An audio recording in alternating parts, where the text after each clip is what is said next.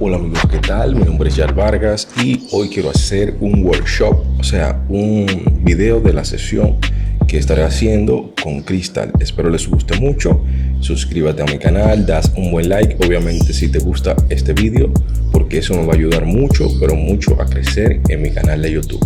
Así que sin más que decir, vamos con el video.